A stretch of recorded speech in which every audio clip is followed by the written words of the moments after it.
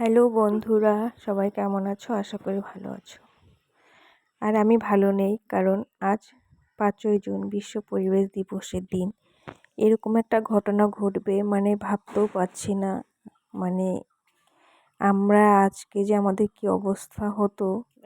ঠাকুর আমাদের সহায় ছিল, তো আমরা বেঁচে গেছি, মরতে মরতে বেঁচে গেছি বলতেই চললে। মানে দেখো, আমাদের ঘরের সাথে একদম ঘরের সাথে লাগানো একটা বিশাল বড় গাছ ছিল, সেগুন গাছ। তো গতকাল রাতে ঝড়ে এই গাছটা দেখো গোড়া শুদ্ধ একদম উপড়ে পড়েছে।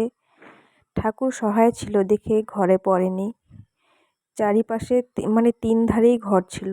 আমাদের ঘর ছিল এই পাশে, মানে হচ্ছে তারপরে শাশুড়ি মার ঘর ছিল ওইদিকে, এদিকে ছিল ঠাকুর ঘর, তো ওইদিকে কোনো দিকেই পড়েনি, সোজা এদিকে পড়েছে। মানুষ বলে না, ভগবান না থাকলে কি হতো, মানে ভগবান আছে বলেই মনে হয় আজকে বেঁচে গেছি আমরা। তো দেখো কারেন্টের তার মানে সব ছিঁড়ে গেছে। তারপরে দেখো মানে গাছ কাটার মিস্ত্রিকে খবর দেওয়া হয়েছিল, তো ওরা চলে এসেছিল 3 জন মিলে। এই যে গাছ কাটা হচ্ছে দেখো।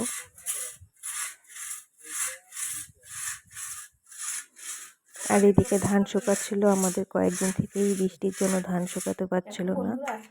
তো এগুলো দেখছিলাম আর এই যে রান্নাও করছিলাম। তো এগুলো দেখতে দেখতে আমার রান্নাও হয়ে গেল। আজকের মেনুতে ছিল দেখো ডাল, ডিমের কারি, বরবটি ভাজি।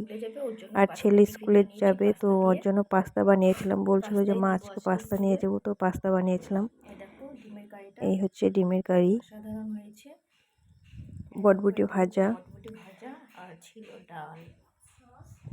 আর বাঙালি যা মানে বাঙালির হচ্ছে যা লাগে সব থেকে, এই যে ভাত ছাড়া অসম্পূর্ণ বাঙালি। তো এই ছিল আজকের মেনুতে। তো খেয়ে দিয়ে একটু রেস্ট নেওয়ার পরে আবার সন্ধ্যার টিফিনে চলে এসেছি দেখো।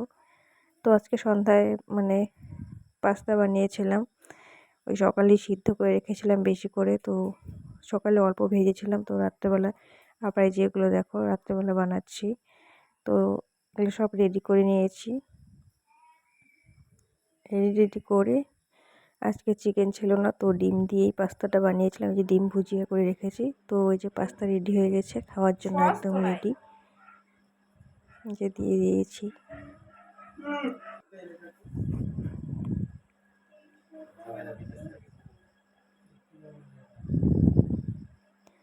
তো আমার ভিডিও মানে আমার ভিডিও দেখতে কেমন লাগে তোমাদের, সবাই কমেন্টে জানাবে। তো আজকের মতো ভিডিওটি এখানে শেষ করছি, টাটা।